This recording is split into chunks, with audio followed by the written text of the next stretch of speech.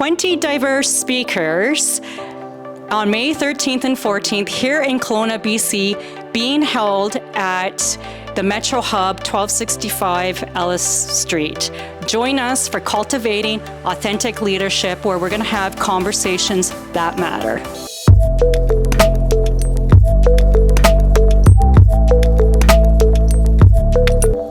Welcome, Denise, and welcome everyone. Thank you for having us, and also to all of you being online or in person with us today. I'm really excited that we are bringing Cultivating Authentic Leadership here to Kelowna, and we have such a diverse amount of speakers. We have about 20 people, a lot are actually with us today, and they are from across Canada, and so, different time zones, different industries.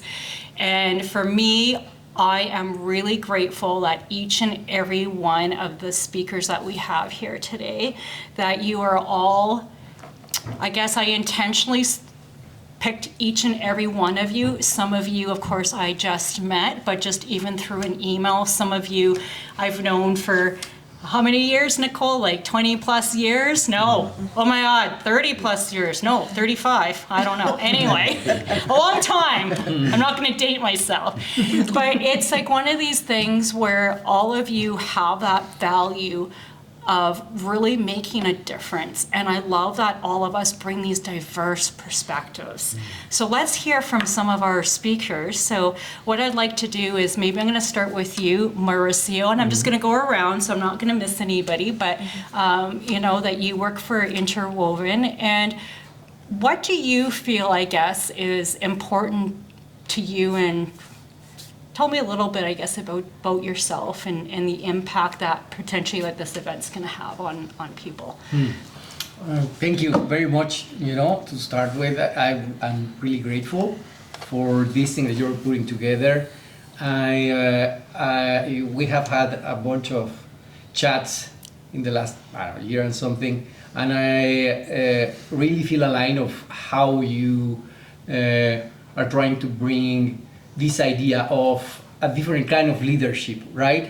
That that embraces everybody from a space of togetherness and love, and from there we can actually, enrich from our differences. And so I'm really happy about being involved with this. And a little bit about me. I am from Mexico. Maybe you can tell, No, not at all. Hola. Who would know, right?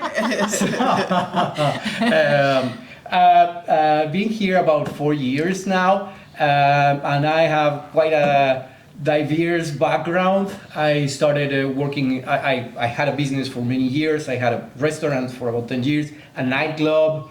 Then I shifted to the nonprofit, to nonprofits, and I was consulting a little bit there, studying impact in the Mayan Riviera, and then I moved here.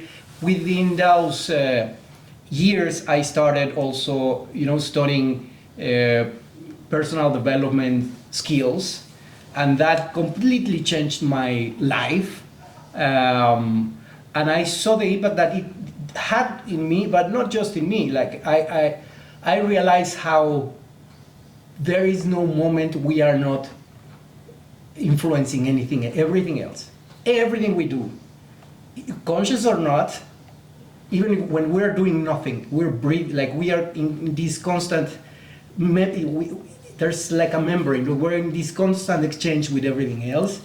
And I realized how everything I did had an impact with everything else. And so growing from the inside out allowed me to at least try to be more conscious about it and see what matters, why my life was important, and trying to do something about it. So that's how I started getting involved with this amazing organization called Atentamente in Mexico. And what we do, I think we're the most important organization in Latin America working in social and emotional learning skills We do it in the, in the education sector, but we do it also in businesses, for first responders. And so we are trying to become that here through like Atentamente. It's a weird name and it sounds like a tongue twister if we name it Atentamente here.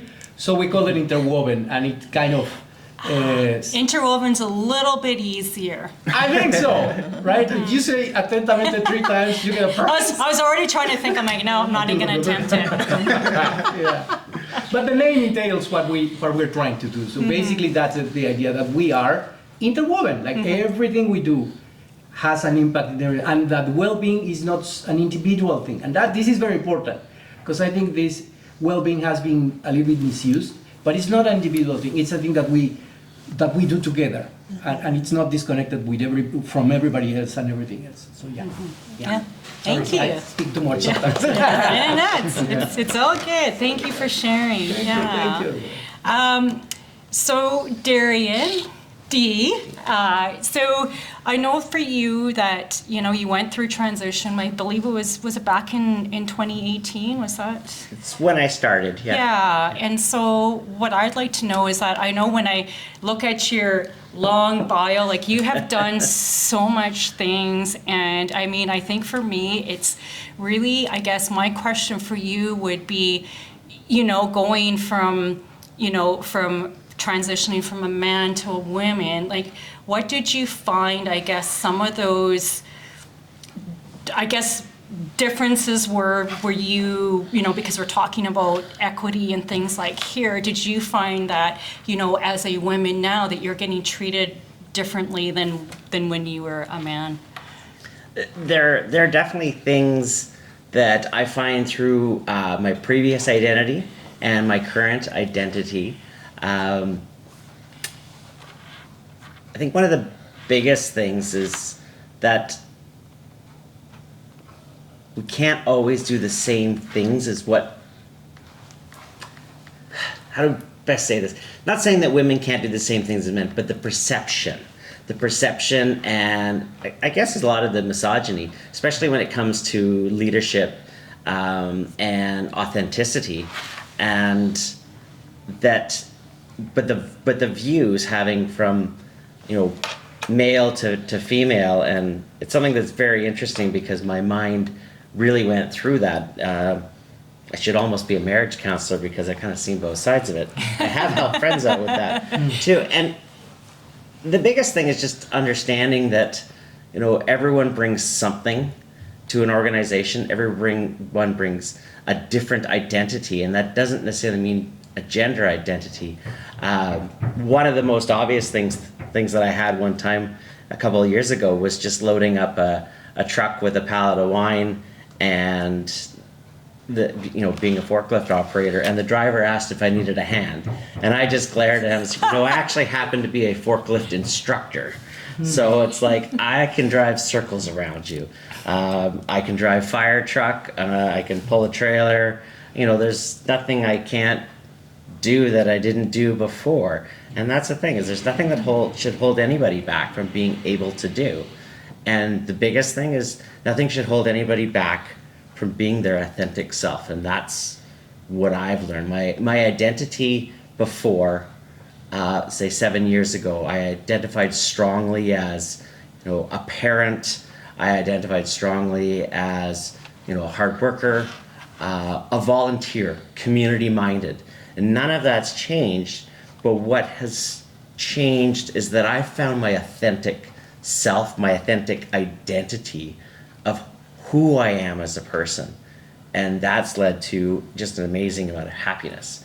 And I think that's a strong thing, is like bringing that authenticity out in people.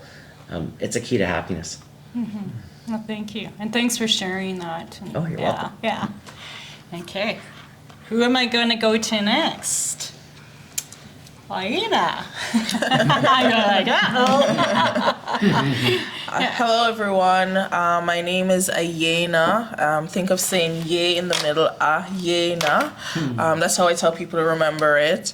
Ayena Mills. I am a multi-passionate entrepreneur, is what I call myself. I find that I like so many different things. I have a very logical side, but I also have a very passionate creative side of me, and I like to balance the two worlds. So I'm a bookkeeper, and I'm also into the skincare industry as a skincare expert, and I see my businesses as social ventures. Like, I don't want my business to just serve a purpose for making money, but I like to have businesses that have an impact on people's lives. So how I relate to my client in bookkeeping or with my skincare client is always to make people's lives better. That's always been a passion of mine.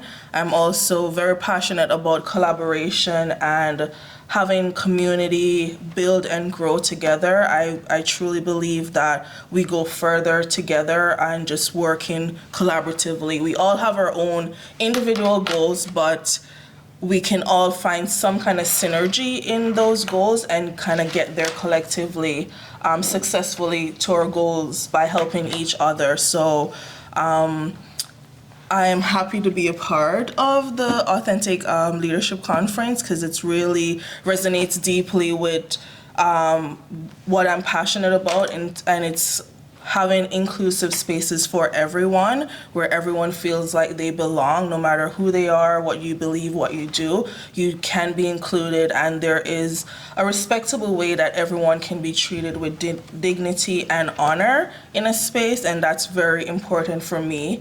And I really admired you, Denise, for being intentional about creating this conference, because that's been my biggest thing lately in many spaces, is that people want to talk about DEI or EDI, whatever they call it, but they're not intentional about how they do it. It's kind of an afterthought, like, oh, let's put it in there so that it looks like we're inclusive. And I really want to push against that and really implore people to be more intentional when you think about equity, diversity, and inclusion, that it's not an afterthought. It's kind of the way the world should have been anyway. So it's not like, it shouldn't be this extra load that we now need to do this extra work, or we just need to desensitize ourselves from the way the world has been and kind of bring it to where it should have always been. And that's where everyone is included, everyone has a voice, and everyone has a seat at the table. And that's kind of my philosophy. And that's why I'm happy to be a part of this conference, because I feel like this is my way of continuing to push against the narrative that these things are a side order and not the main course, and find my own way of adding to the conversation in an authentic way that is true to me. Thank you. Awesome. Yeah. Yeah.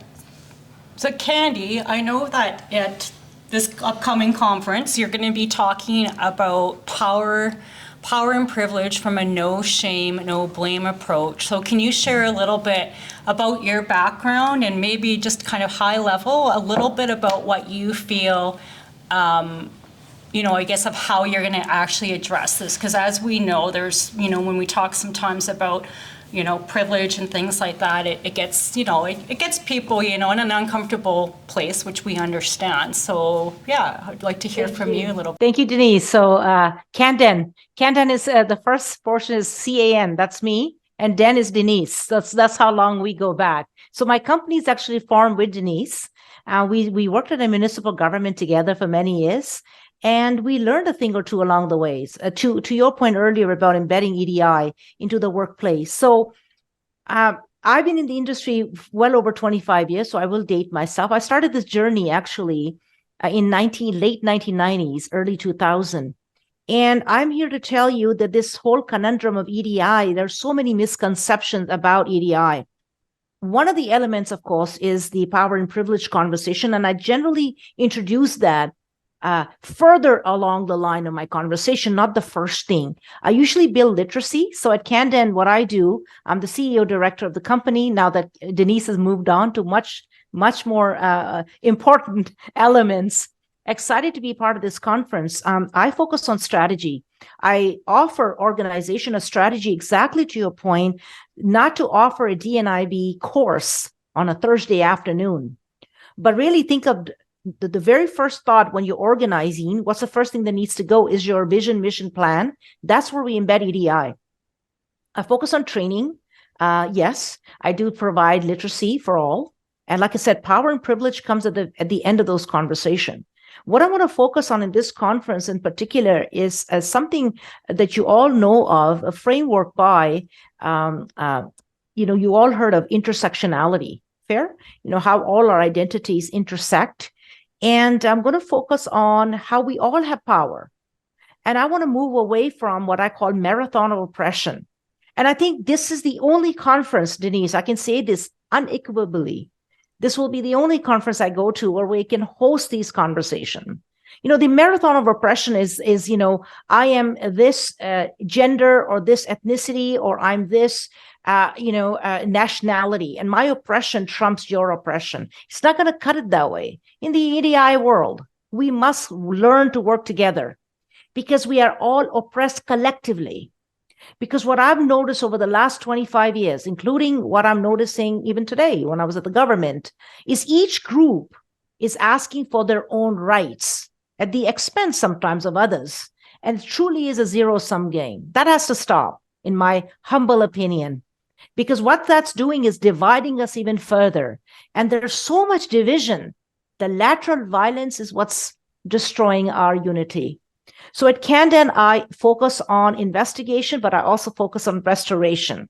That's where people don't want to work together, because again, my oppression trumps your oppression. I focus on leadership coaching. I'm a leadership coach, but I add my EDI lens because a lot of times leaders don't believe they need to do any homework. Not all, some are wonderful. They don't need to lean in. I had a call today. A leader asked me, give me a toolkit. How to deal with change. I'll give you a toolkit, no problem, but you still have to lean in. So as an agile change expert, I can also say to you, yes, I've done a lot of change management in my line of work, but leaders have to lean in. So I'm hoping in this conference to have those difficult conversations. We all have relative power. We all have our intersectionality. So we experience world differently.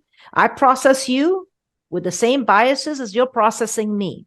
The challenge in any conference, and that's what I'm going to open up the first day, is that I'm coming to this conference, I'm exempting myself from any biases, any blind spot. Apologize for ableist language.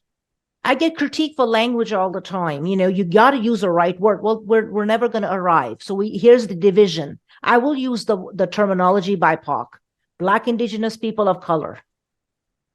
We can debate till 2026. We'll never arrive at the right terminology. We got to move the work. So that's the other thing I want to talk about in my presentation is sometimes we got to, agree to disagree. We'll never arrive at the perfect language, but we have to move the work. And for the purposes that we're here today, I will use the term BIPOC. Of course, there's diversity within the indigeneity, in the Black community, the person of color. I'm not denying those intersectionality. So I'm here to tell you, it's the totality of our experience. I'll say it again. It's the totality of our experience. So I'm a racialized woman of color, but I have tremendous privileges. I'm one of 8% in Canada to hold a doctorate. Okay, I have 7 certifications. I have a house, I have a car, I have access, I speak English. I'm actually trilingual. So I think we cannot group people by titles and by these buckets. There's so much layers of differences. We have to honor those voices. So I'm excited about coming. There's lots to unpack. I feel so honored to be part of this conference. I'm here to learn from others, but let's try to, it's my request to all vendors and all speakers and all guests, let's try to interrogate how we're showing up despite our differences, because our differences makes us rich. But if you get in the business of I have to destroy you to survive, that's a very difficult business to be in. And I experience this every day as an EDI specialist because there's I received 2 emails today critiquing the work. So thank you so much. Back to you, Denise. Thank you. Yeah, a lot of wisdom there. And moving on, I have next here is we have Joel Marriott and Mary Mason. And what I'll have you two do is maybe speak a little bit about, your current business and I'm just going to highlight, Mary, Joel, and I actually partnered together on a pretty big project that unfortunately it was, we were doing really good for the community. We had the community support. And then it was basically two groups of people fighting, and it pretty well got shut down. And it was based on because people didn't truly feel that the three of us were in it for, is that time? No, no, no. No? Oh, okay, sorry. I just, yeah. Okay. So, yeah, it's okay. At least this is not live. Yeah. But it was just really around that, so I guess my question for you two is that, yeah, it's just, after getting shut down and things like that, and that we, all three of us, took it really hard to the point of we kind of lost touch with each other for a bit. But then it's just like when I look at the both of you and where you have come to now, and you still show this compassion, you still have this ability to still do great things, and I'm so proud of where you two are right now after all that heartache and everything. So I'd like to kind of hear just a little bit about, I guess, you, like both of you, in terms of your business, but also, what keeps you moving forward? I know that was long-winded, but I was trying to figure out a question because I'm ad-libbing here. That's awesome. Thank you so much, Denise. I will be as well. Showing up totally authentic today, no pre-scripts or anything, but thank you for having us here, Denise, and nice to meet everyone. Yeah, that was pretty hard. We put our heart into that, didn't we? We were trying to create a magnificent gathering space where we could highlight Indigenous culture and showcase how the community and actually, let's back this up. I'll back this up a little bit. My name is Mary. I was born in Canada. Born in Richmond, BC. My background is very mixed. My mom is from the Marshall Islands in the South Pacific, Pacific Islander. I also have, I'm part Japanese, Scottish, and English as well. So I have a very mixed background. Growing up in BC, I grew up with a First Nations best friend. They took me into their family like their own. So I got to see a lot of things from an Indigenous point of view as well growing up. And then, yeah, Joel and I had met. We've been together, life partners and business partners now almost 14 years. And we moved to the island, and yeah, we're trying to uplift the First Nations community there because we had noticed that there was a lack of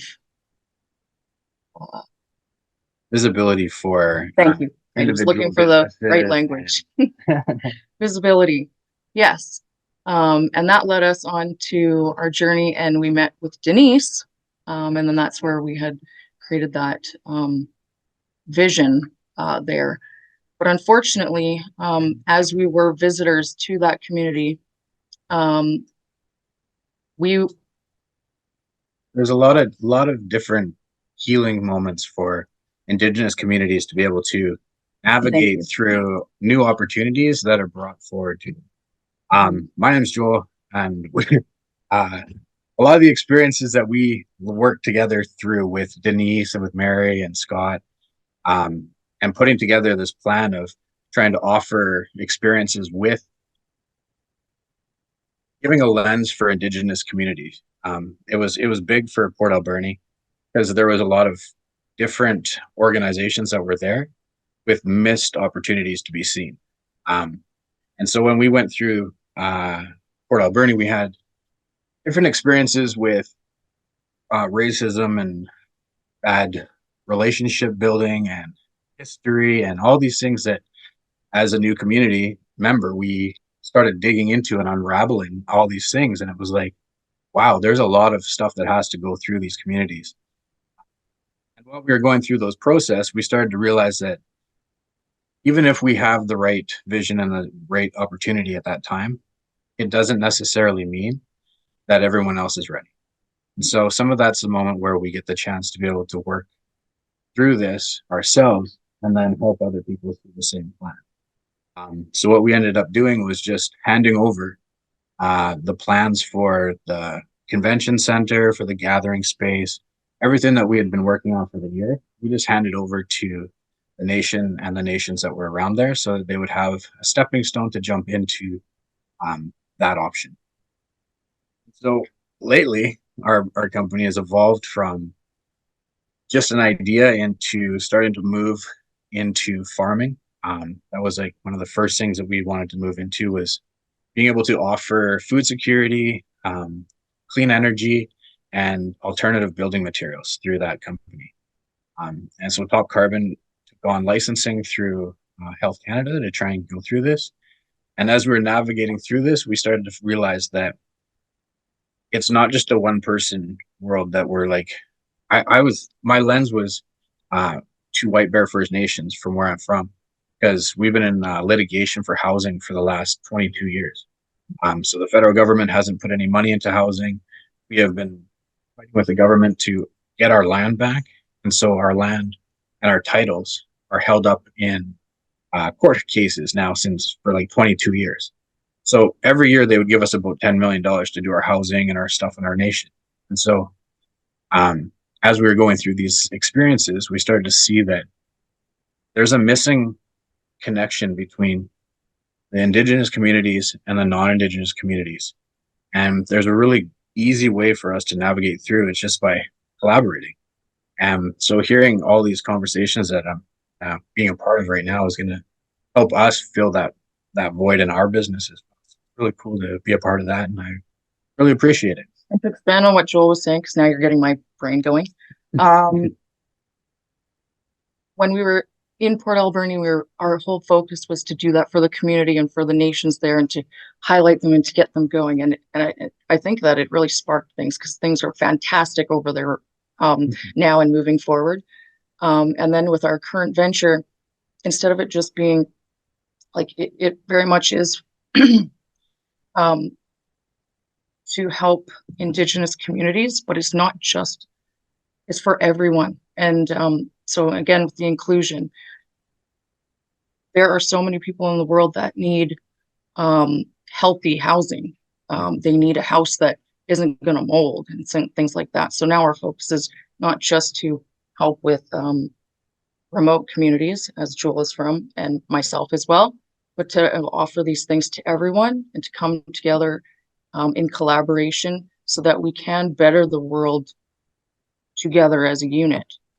It shouldn't be just to better off one person or one nationality or anything like that. I very much agree with what others have said before, that we should be coming together and collaborating in ways that it benefits everyone, because we are all human and we all inhabit this planet together. And Thanks, Mary. Yeah, thanks, Mary and Joel, and I think all over the place. Yeah, and I think that you hit on a really good point. And I was actually just having this conversation with actually a few of you in terms of this event, and it's just some days are just so hard. And it's just, and just hearing, even, that you have to start off small. And sometimes, like, exactly, that was actually a really good reminder, Mary, that, we started something and that it kind of turned into, and that's what I'm really hoping this event is, because I'm going to be honest, getting a lot of pushback from it. But I'm keep going, and it's actually each and every one of you that is pushing me to do it. It's even Juan and Maria here from Balalente. Am I pronouncing it? Woohoo! Yes, thank you. I'm really shook it up right now. But it's like this type of community support that's pushing us through. And, so kind of, moving on, and I think mentoring is just, a huge piece of this. So So we have, of course, here we have Shanta, who really is really big into mentoring. And I just met somebody who's another speaker, T, who was, I guess, she could not talk, wait, what's the word? Like, she was just so over the moon with you, Shanta, and just the big difference that you made in her life. And we thought, what a small world. So we were going to take a picture and send it to you over a glass of wine. And yeah, so I mean, for you, what got you into your journey, and what do you find? Because obviously, I'm guessing it's 15, I don't know how many years later. You obviously still really stand out for her. So what do you think your journey is, and what are you working on now? Thank you so much, Denise. And I love that you both have met each other. It's just so serendipitous, and it's amazing how small this world is. And it truly goes to show you that you may not make an impact, or you may not think that your impact will, just translate over 10 years. And this just proves to me, the value of the work and the impact that I can make in the space of mentoring and coaching. So I'm Shanta Nem. I am of Cambodian descent, first generation refugees from a family of parents who are survivors, and always taught me to give to others and to really focus on how can you give back to the community in a way that's going to help support others who can then support others. And it just is that ripple effect. And I think being Cambodian and having these progressive parents, and I'll tell a short story of my parents just kind of like always going against the grain. I have a very blended family. My husband's Kenyan, my daughter's half Haitian, half Cambodian, and we live in a space of a multicultural family. And being Cambodian, there are very these rules, right, of like, oh, you have to marry a Cambodian. And early on in my life, my parents was like, you marry for love, and you just love people, and value them in who they are and what they bring to the situation, or whatever they bring, whatever perspective, they will add value to your life. There's always a way to add value, as long as you listen, right? And so that journey and my background has led me to build up my own small business. I'm CEO and founder of Gold Blossom Consulting, while I do my full-time job at Nokia as an early careers program lead as part of the global early career strategy team. I focus in both my business and my full-time career to empower women in tech, early career professionals in the space of coaching, mentoring them, building out a sense of belonging for them, and really tapping into these moments and connections. Right now, I'm building out a reverse mentoring program that will be the first of its kind in Nokia for early career professionals to tap into, their confidence and the skills that they can bring to the senior leaders at Nokia.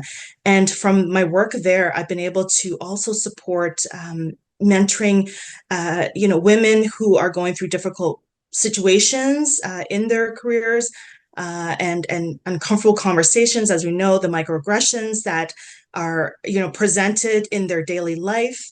I also support career transitions and advancements, and I strongly believe that mentoring helps with creating these like pathways and this network that you can build to give you shortcuts, right, to where you want to go. So whenever someone presents themselves as wanting to do, say, for example, a career transition into a different, totally, from an engineer to a marketing, specialist, there are these skill sets that are so transferable, but at the same time, new skill sets that you need. And I always tell them, go and find a mentor that will change your life.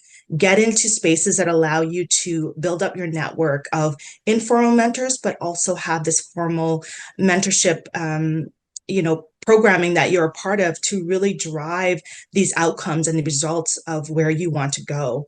And a lot of the work that I do is really around like this very action oriented, result driven work, but also taking into that lens of like, how can we build this culture of diverse, very inclusive practices and behaviors that you demand. You can demand these kind of behaviors out of your team, out of your leadership.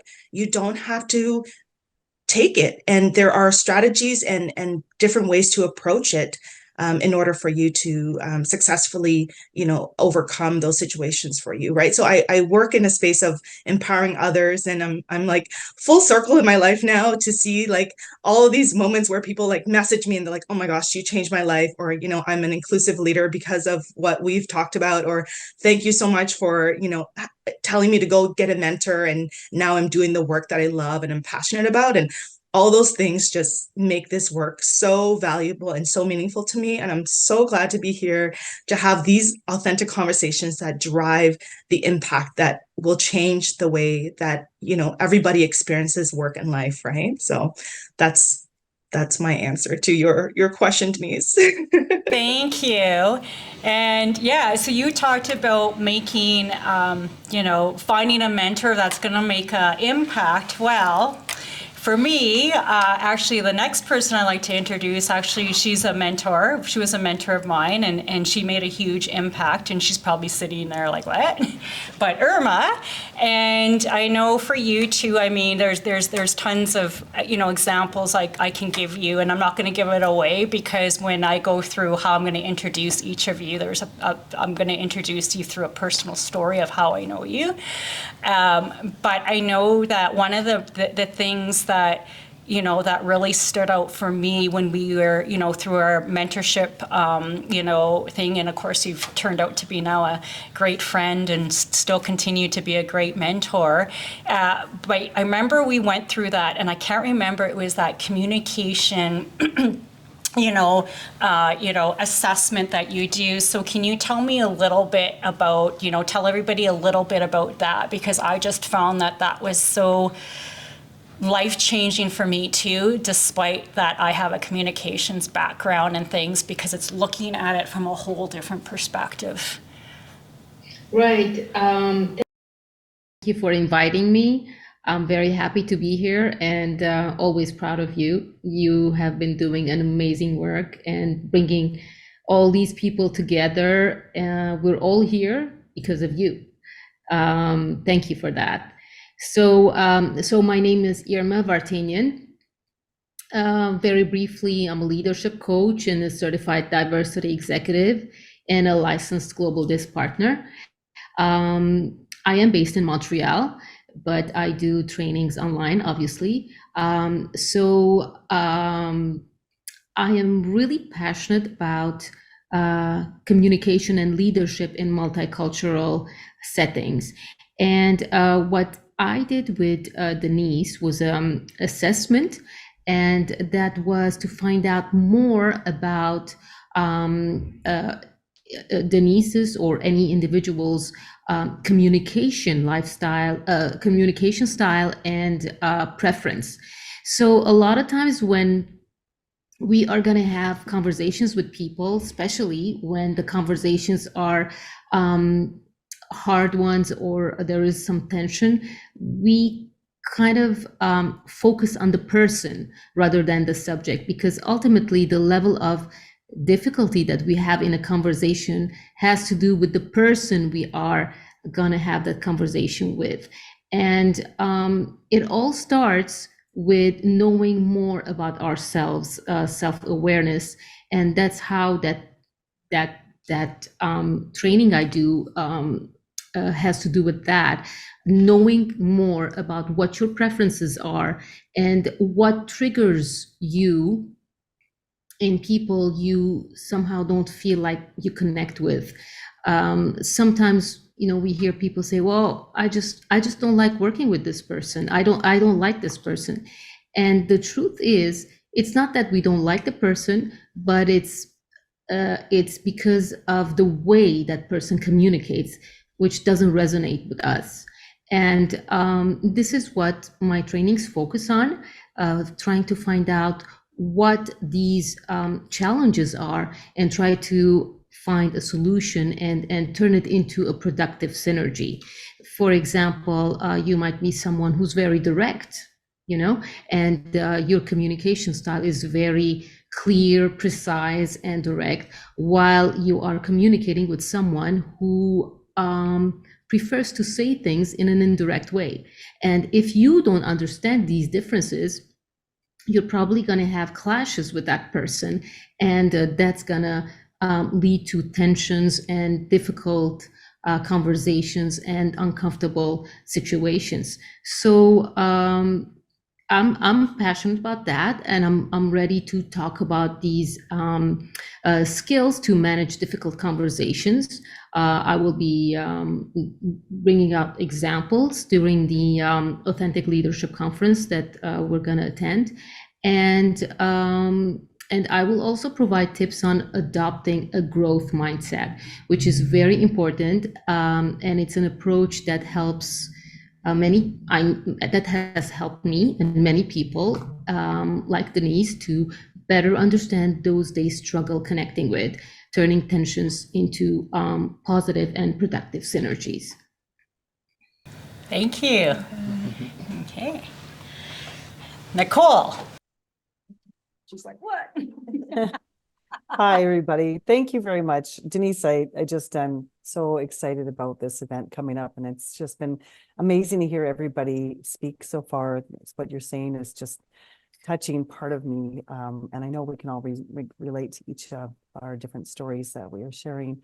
I just want to say that currently right now I work in an organization where I lead a team, and it's great because everything in my entire life leading up to this moment has really given me all the tools in the toolbox that I have, and I'm just ecstatic. So to me, what leadership means is being authentic and vulnerable, and that's sharing part of who you are so that the other team members that you work with can do the same. So I'll just dive a little bit into my life history. I was born in a lower socioeconomic family where I didn't have access to a lot of things, and I was faced with abuse as a child. I actually charged the abusers and then went on to going through life, but finding the brighter side of things. So the resilience key is what I want to kind of focus in on.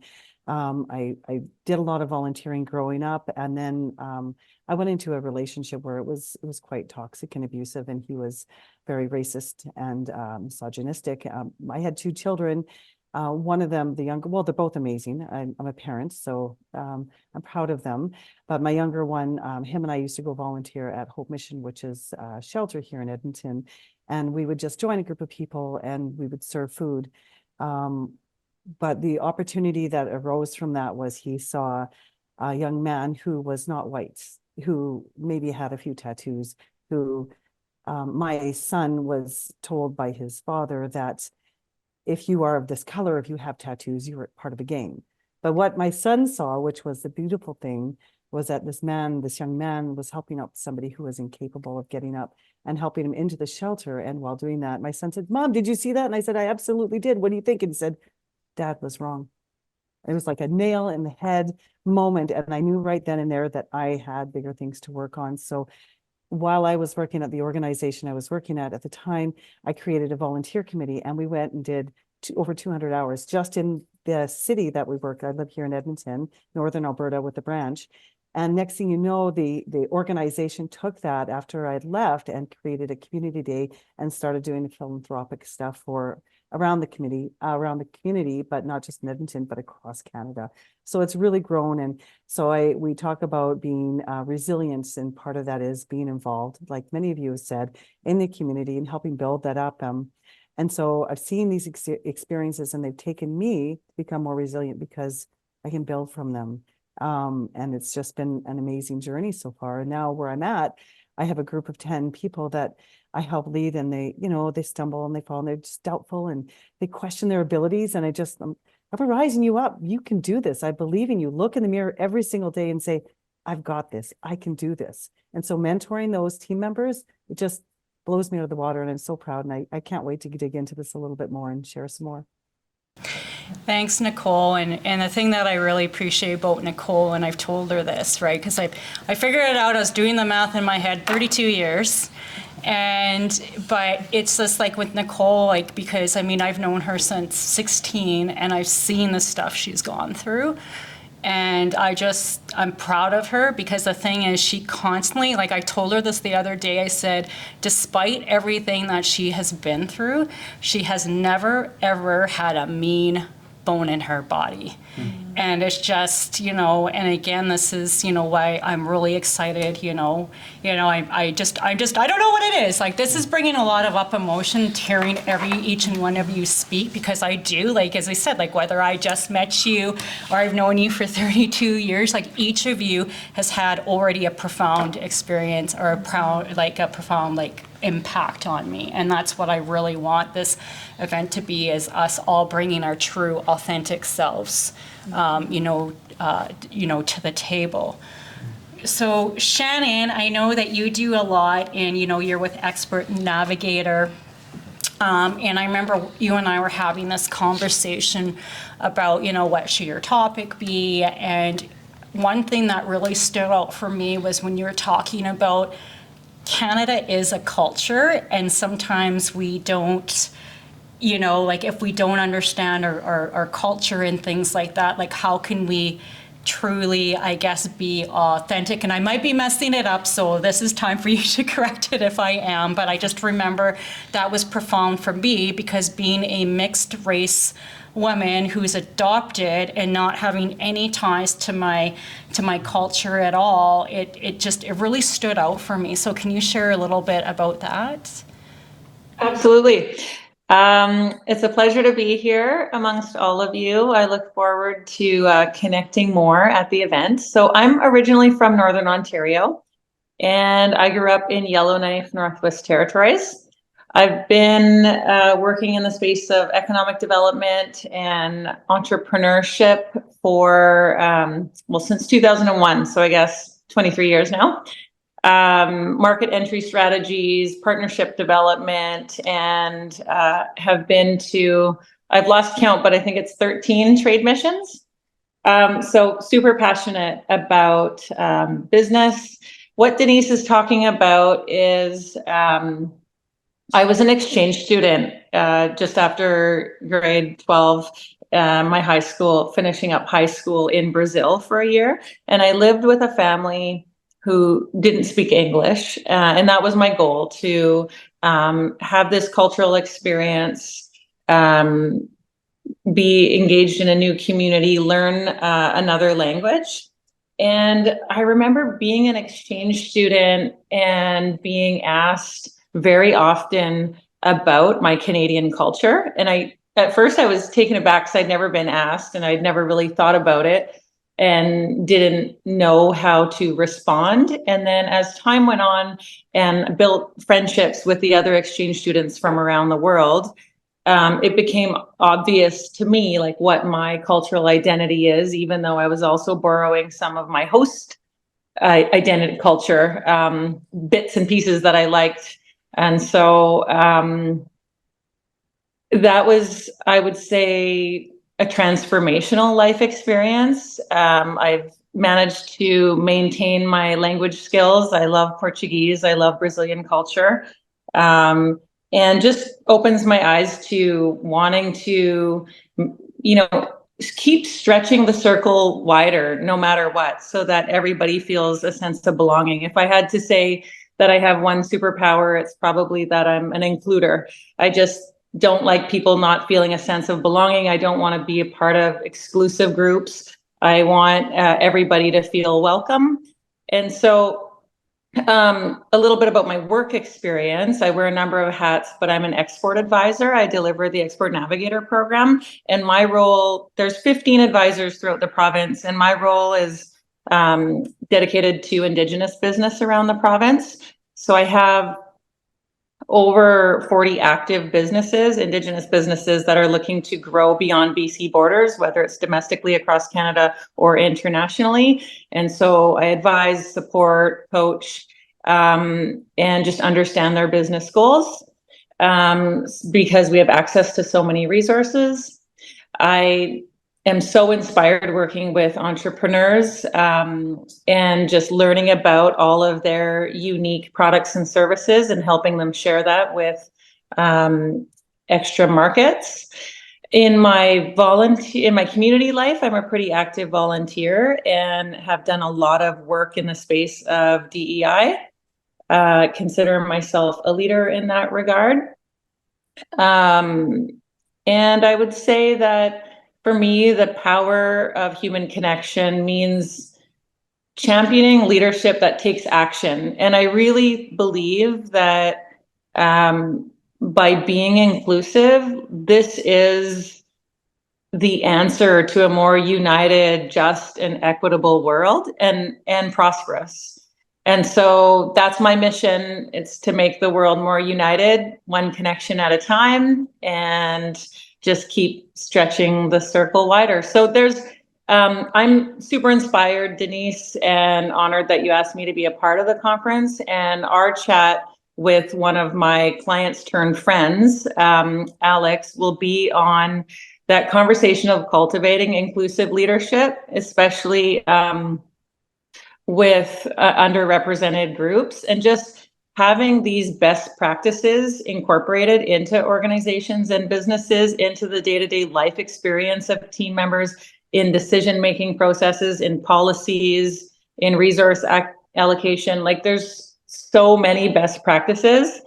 And then also keeping in mind the diversity fatigue as a pitfall and how that can maybe be remedied or avoided.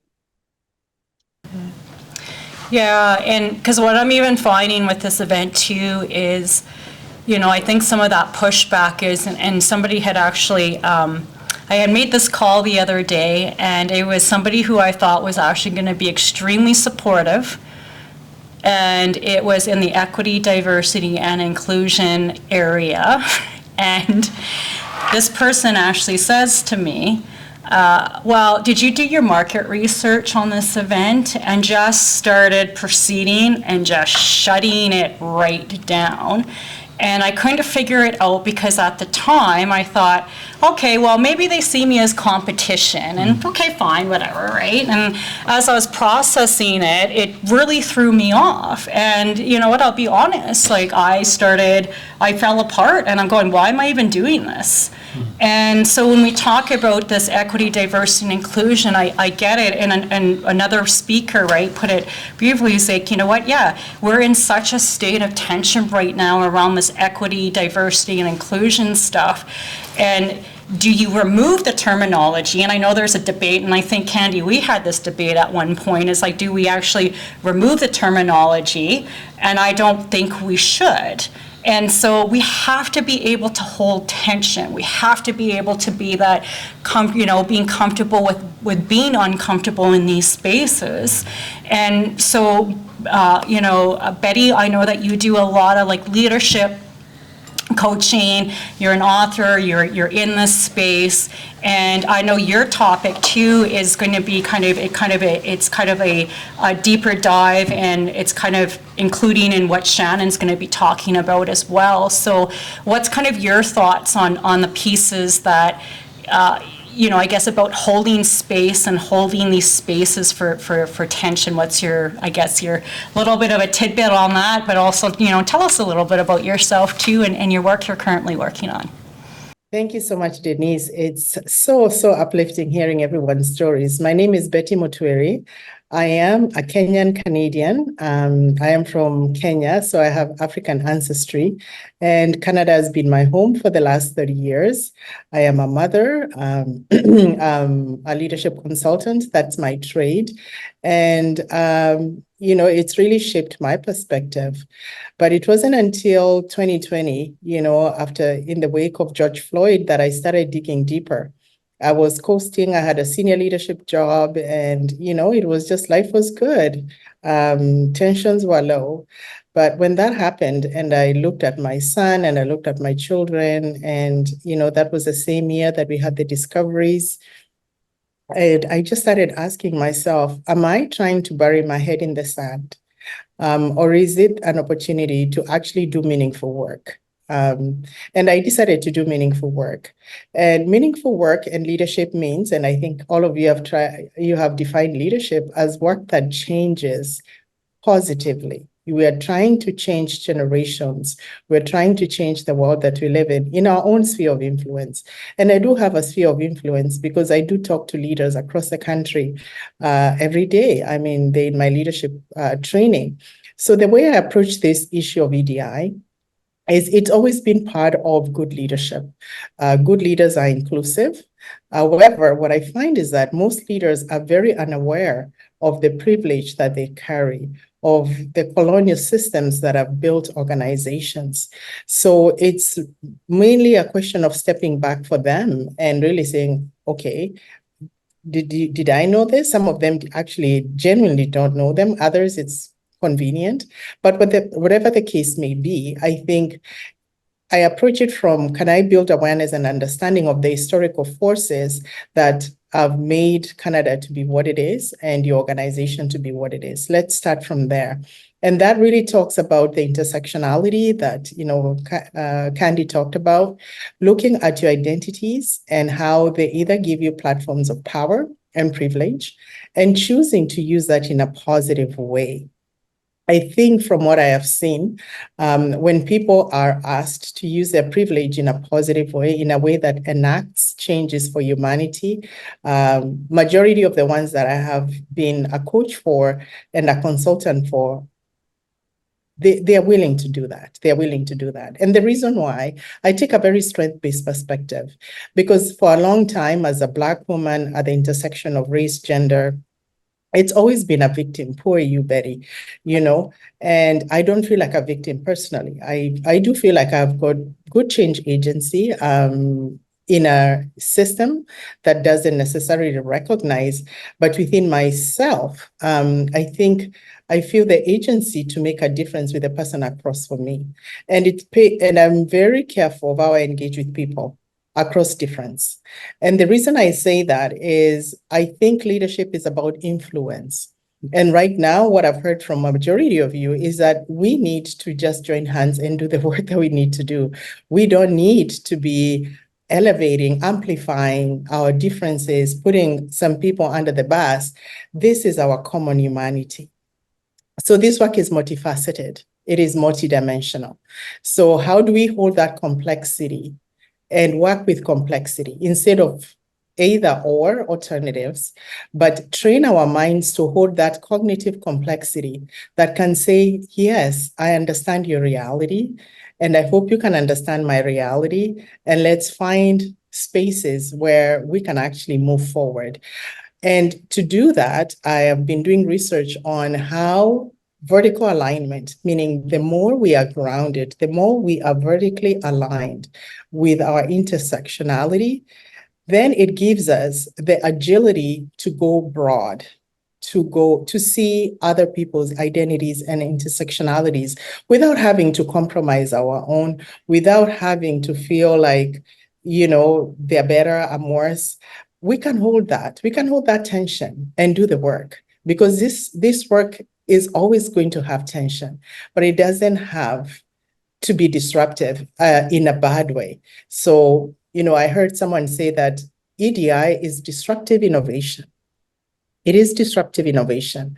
When I think about indigenous ways of being, which are very much like the Kenyan ways of being in terms of seasonal rhythms, wisdom, how do we use that as a way for innovation?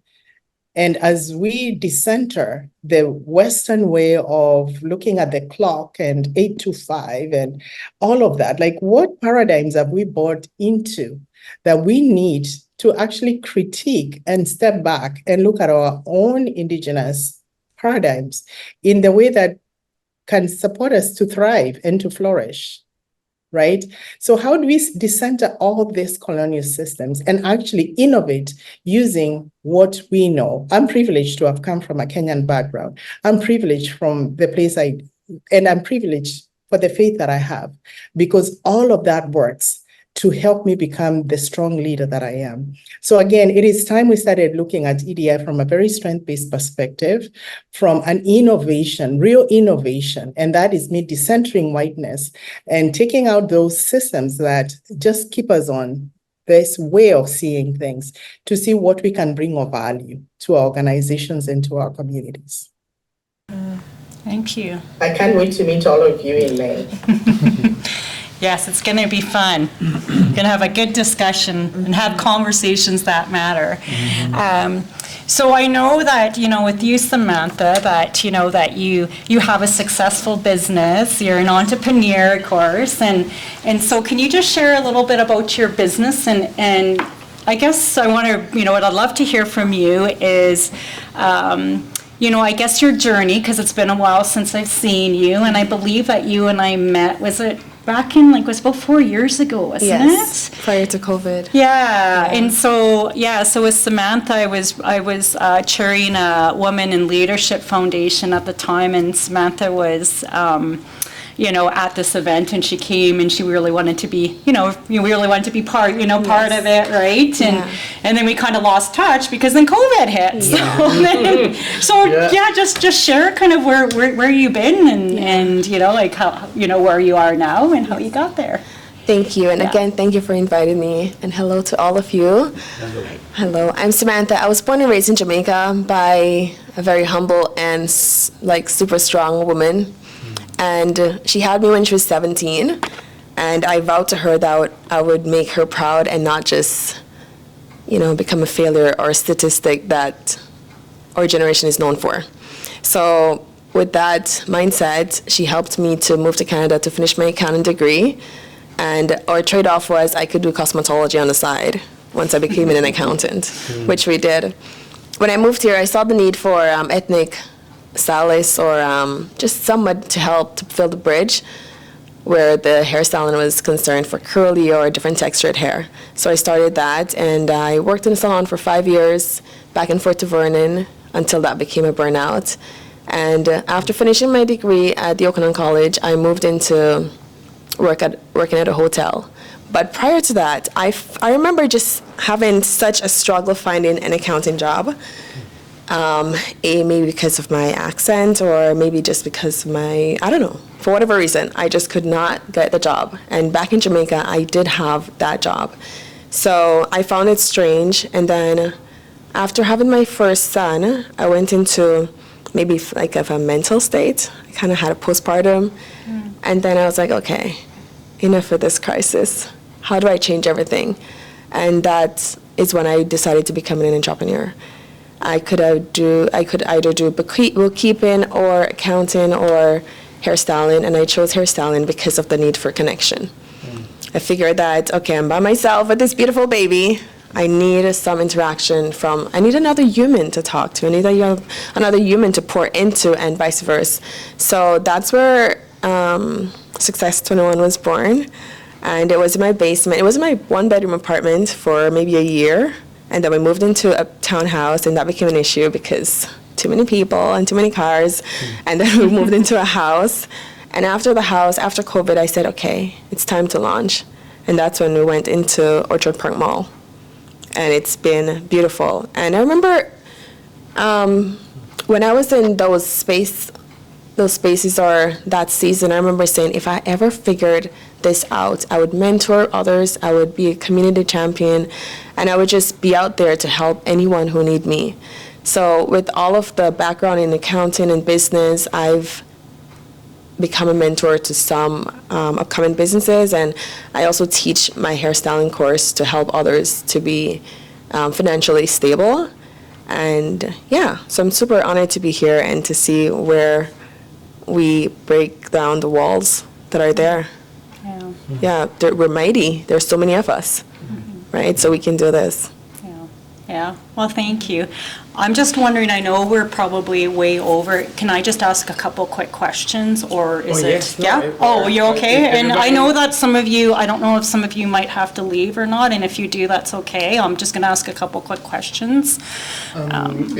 I just want to ask really quick, does anybody has to leave right now? Because before anybody leaves, I would like to do something really quick. Okay. Yeah, right now, should I do it? Yeah, let's do that Perfect. so that. Well, I know some of you might have to drop off, so thank you so much for joining us. I'm really looking forward. Oh my goodness, less than a month. Nice seeing everybody. Yeah. Thank you. Thank you so much. Denise. Yeah. Thank you. Yeah. Everyone.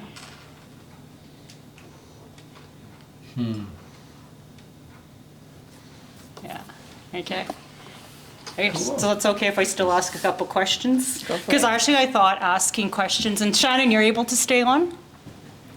I just want to make sure that. Yep, for a little bit. Okay, cool. Okay.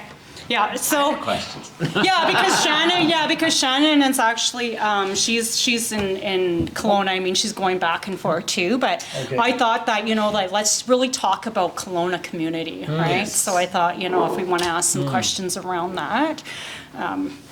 Okay, let me think the question. Yeah, so here in Kelowna, we're having these conversations that matter. And as I mentioned before, I know that this is something new. I'm hearing that, when I go out, people are like, wow, like this has never really happened in Kelowna. So I would like to hear from all of you, some of your thoughts around why this is really important to host this type of conversation here in Kelowna. So anybody that would like to just kind of jump in, and then Shannon, you can, just say, yeah, I want to jump in too, so we'll keep that open. I'll start. Okay. I think it's very important to have these conversations because I think people have become comfortable with saying they support EDI or DEI, and they are for it, but I think there's a lack of action as to really stand behind what they say they support, and I think people are struggling with. Maybe it can be confronting for many people to really dive into conversations like this, and they don't want to have the finger pointed at them to say, they're not inclusive or they're not supporting diversity, equity, and inclusion, and they shy away from it because of their personal not wanting to be confronted or not knowing what to say. I think a lot of people don't have the language, and I think a lot of people don't even actually know what it means. So I think to just help dismantle the preconceptions of what DEI or EDI work looks like, and I think another layer to that is people don't know the work that it actually takes to really make it a meaningful change. It's very nice to have a Black woman at the table or a person of color at the table, but it goes far beyond that. And I think that's where we're becoming, where the barriers are. And I feel like having the open conversation, authentic conversation, where people can really dive in and say what they feel and where they're at, and not only just have a conversation, but be equipped with tools that they can walk away with, and like you said, to hold attention, because these conversations do invoke a lot of tension, whether it's your own personal biases that it brings to the table, or just confronting situations that you might not have had a chance to think about. So it can really invoke and create a lot of emotion in people that I think people are concerned about. And I really want to say that it's not enough to say, I support diversity, equity, and inclusion. You have to put action behind it, and you have to get to know the people that lives are affected every day without a choice. Because it is a privilege to put it aside and deal with it when you feel like, but there's people who have living experience every day that do not have a choice of whether it's dealt with or not. So the more equipped everyone is as a community with dealing with these issues, talking about them openly, and having the tools to really move the dial in a positive way, that's when we're going to really see that collective success and prosperity for everyone. And I think that's what every human being wants, to feel like they belong, and to know that they have a seat at the table. I know many people say create your own table, but I am not for that personally. I think we should just make the table wider and wider, because that's just how it should have always been, everyone included and everyone feeling like they belong. Yeah, and I think you hit on a good point there too, right? Because some people say, yeah, go off and create your own. But inclusion is not about exclusion. Including is including those that have been excluded for so long. Absolutely. And I think that's always a really good reminder. Kelowna is one of those cities that really needs this work, and unfortunately, it's hard to show everyone who's been comfortable, as she said, that it's so needed for the growth that is happening. And the faster we get this done and the work started, is the better other people will feel when they come here, and they'll feel more included, because it's a very excluded community, unfortunately. Yeah. I've had to override a lot of emotions to be who I am today, and it's not comfortable. It shouldn't happen. It shouldn't have to be that case. But unfortunately, this is where I chose to live, and I'm willing to help to do the work. So I'm going to join on Zoom. So please let me in, whoever is in charge. Thank you again. Thank you so much. Thank you. See you later. Thank you. Thank you. Yeah, and I think, and I think too that, what Samantha was saying too, is that at times I have felt like I wanted to leave. And it's because it's just, I don't, I'll be very blunt, and I say this to people, and I get a lot of pushback, and I say, well, when I go to these events, and it's not about right or wrong, it just is, when you're going into these events and you don't see yourself there, or you feel that you're one of two people or something like that, it's like that's not inclusion. So I guess if nobody has anything to add to that piece, what do you feel that would make, how could Kelowna be better? Because I know that it's not to say that it's bad, but it's just to say I know it has grown, but as we know, things can always be improved. And so from your perspectives, what do you think, you as individuals, or, what you're seeing as a whole, what do you feel would make Kelowna more inclusive? Like, what do you think has to happen? I think. Sorry, was someone going to go? Yeah, Darian? Yeah, I just got to touch on, as someone who's probably resided in the Okanagan longer than anybody at the table. I've now lived in the Okanagan for 45 years. I'm not from Kelowna, but pretty well are, 45 years. Summerland is where I live and have lived for 45 years. This region is it has been historically a very homogenized white European region, and I have seen it grow over the years. And I think what a lot of people from the whole valley don't quite recognize is they see that multiculturalism is from the large centers. It's Vancouver, it's Toronto, it's Montreal, it's even Calgary and Edmonton for that matter, and that, Kelowna hasn't. I mean, we came from a redneck area. I mean, let's face it. And I think as an area that has grown exponentially, probably more than tripled in my years, just as city of Kelowna, but the whole region so much more. And that the growth isn't just because it's been organic. It's been through people moving here from all different walks of life. And like I say, only a few years ago, I identified very, very differently. EDI and a lot of 2S LGBTQIA+. The acronyms were much more foreign to myself.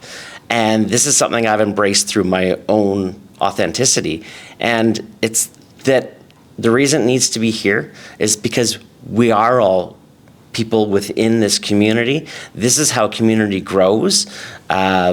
Canada was built on a mosaic, as compared to what people say in the United States. It's a melting pot, and Canada's a mosaic. It's pieces from different cultures, different diversities, and that we all make one piece, or so one greater piece by bringing all of our pieces from all over the place. thank you. Yeah. And Shannon, you had something to add?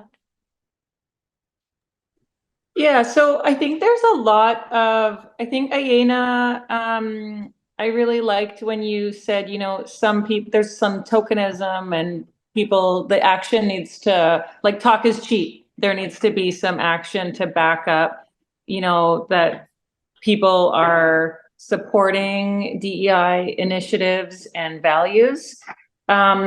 But as I was listening to everybody talk, and I've just graduated from some executive education at Cambridge University on DEI and for business impact specifically, I just had this idea that one of our goals, our big goals coming out of this conference could be approaching the city of Kelowna, the West Bank First Nation or Okanagan Nation Alliance, the other cultural groups in the community to create a DEI task force where we come together and talk about some of these initiatives that we would assess or address challenges in our community. I think that might be a nice leadership idea to be like this disruptor and innovative. I think Kelowna is a very innovative place, and I think someone needs to just come with the idea. So I would definitely support approaching the city of Kelowna and other community partners with a proposal that, you know, we want to be a leader in DEI in the space as a community coming together, and want to know what their thoughts are on supporting something like that. So Shannon, it's actually a good thing then. It's just the city of Kelowna was putting on an event actually last weekend that Aina and I were at, and I approached the city of Kelowna, and they actually wanted to partner potentially next year. So I already put that in there, and I contacted a couple people from there, right? And so they said that they would try to help. They said it was too late to do. I think there's so many community organizations that want to help, or maybe they think they are helping, but they can do more. And if they knew about the best practices and how to do it, like if we could equip them with resources and tools, then, you know, we can really make more impact. Yeah, and that's why too this is the thing, is why I want people at the event so they can just start that conversation. So I am pushing a little bit more with the city of Kelowna, right? But I guess and the last question I have too, then we'll wrap it up too, is why do you feel that, because some of the conversations that I'm having is that I have a lot of support in the community, but it's almost getting it to that next step of people actually wanting to attend. And I get like the conferences is 2 days, right? It's a time commitment, it's a financial commitment, it's all these pieces. And then people are asking, what's different from this training workshop compared to other events? So I know my answer, but I would like to ask, the four of you, like, what do you feel is, when you're looking at this conference, like, what do you feel the differences are? I think for me, is the idea of not pointing fingers, because that you can see what's happening in the States, in general in the world, right? The division and how holding your this is my thing, and I really like how the conversation has been moving towards this idea of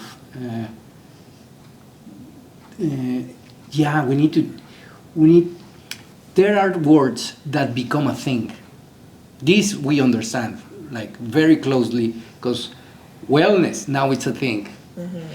Mindfulness, now it's a thing. We had the chance in Mexico to define those terms, right?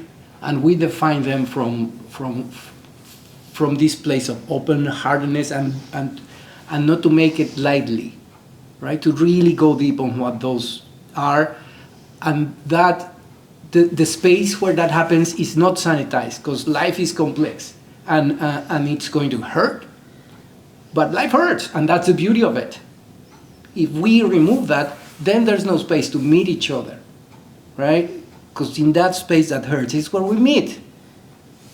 So I think what's the big chance here is, one, that the city is defining itself. It's a thing it's a weird thing. I think we're more used to these kind of things in Mexico, that cities that just unplannedly just grow out of nothing, right? From 20 years you see like a big thing, right?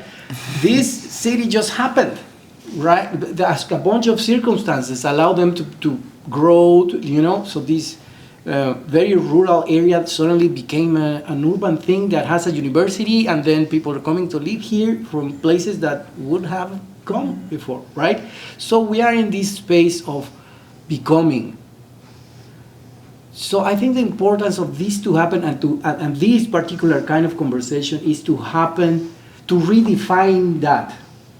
There's a chance to redefine it in a city that is finding its way forward, right? Mm-hmm. So I think maybe the little bit of the backlash you're getting is because of that, right? But I really admire your valiente thing. This is great, right? Yeah. I don't. And this is the beautiful thing, because this is for great people. Then. Yeah. Mm-hmm. But here we are, and we are just together, right? Together, not forbearance is not this. Mm-hmm. Forbearance is holding that, right? Yeah. And that's what makes bravery. Yeah. Forbearance, right? Yeah. So, and you need a team behind you, and that's the thing with this event. It's just really about co-creating it, and because it's going to be better, right? And it's just like you think about the process that we've already taken, and all of you are showing up and providing your time, and I appreciate that this is your time, and your time is is a value, and that's what keeps me going with this event as well, is just to know that I have such a great team, and that we're creating something really good, and any movement is going to have that backlash. So, So I know that we've probably gone way over, but I just no worries. May I add one? Oh yeah. No worries about it. It's kind of 2 points. Yeah, no, I just want to make sure. As you asked, it's why is it important to attend this conference? Yes. And what makes this conference so unique and it's set apart from any other EDI type of conference is, one, I see so many great lived experiences. When I read all the other speaker profiles, I was like, wow, I only connected with Denise within the last 2 weeks. And I was like, who am I in this world? I'm kind of just emerging. And it's like, this is amazing. And the diversity that we're seeing and their lived experiences. And that's share my very limited, I say limited experience because I only came out a few years ago. But the connections, I didn't know anybody before I came into this room. And I have had so many connections of shared common threads. And this is the key, is that's why people need to come to this, is the common threads. Shannon, you said you were an exchange student in Brazil. I was a Rotary exchange student in 1991, 92, and I went to Mexico, which brings me to the common thread, Mauricio, is that, well, I lived in Mexico for a year, and I still speak the language. I retained my language over 30 years, and that's just two very small things I picked up. There was actually something with Samantha, too. It's like, these are all things that I'm picking up. And that's why people need to come, because everybody has common threads with other people in any room. Mm-hmm. Thank you. I would like to add something to Denise and everyone. I really want to communicate, to keep going, to encourage you to focus on your heart and your feelings, because if there's uncertainty right now or sometimes, it's because you are doing something new, something unique, and something very special. And I was witness during this podcast about how meaningful and important is to people to attend this event, because what makes it very different and special is what we are saying. the speakers and their backgrounds and the subjects that they are gonna be sharing. I think that's what is key in this event, because we, Valiente, as a media company, we can cover different events, but this is the one that is different, and also the one that is gonna have an impact matter. The things and the subjects that we were expressing during this podcast, I can resonate a lot. They are sensible, and I love the term of holding tension, because if we learn how to hold tension or how to manage these type of emotions, to digest it and be able to express it, communicate it with others, not just with ourselves, I think that will resonate with a lot of in our community. And yeah, if I really want to invite more people, I really want to go and start editing this video so we can start sharing it, I'm really express the excited world. to see Yeah. it. Yeah, I thank really you very am. much, Denise, for inviting us, and I can wait. Yeah, well, and thank you for your support. And I mean, I know that, you know, I was telling Ron too, that it was just, he's probably the first person that has come on, like, just right away when I was talking to him about the project. It's like, yeah, I want to support you. Right? And that really, you know, you kind of need it. You know, it's like when you're doing this stuff, you need the small wins. It's like when I got the first sponsor, I got the first ticket sale, or, you know, but I have to say, and then everybody just coming on, where it wasn't even a hesitation when I was asking people, like, yeah, we're there. Like, there was not like, well, what's it about? What's this? Like, yeah, we're there. And I'm going, wow. So I just have to say thank you to each and every one of you, right, for really supporting this project as well. And I'm really looking forward to it. I always say it's kind of funny because, like, at least I'm not saying I wish it was end of day on May 14th. I'm saying I wish it was start of May 13th. Oh yeah. That means I'm still good. I'm still mentally okay. Yeah, so thank you. Well, if anybody had something to add? No? Thank you. Yeah. Well, Thank you. thank you very much, everyone. And Thanks, Muchas Shannon. gracias. Muchas Are you in gracias. Victoria? I'm assuming you're in Victoria. Right? obrigado. Obrigado. Yeah. I gotta run to go get the kid. Okay. Thank you. Thank you so much for coming on. Appreciate it. Ciao, Thanks, ciao. everyone. We'll see you soon. see ya. Bye-bye. Bye.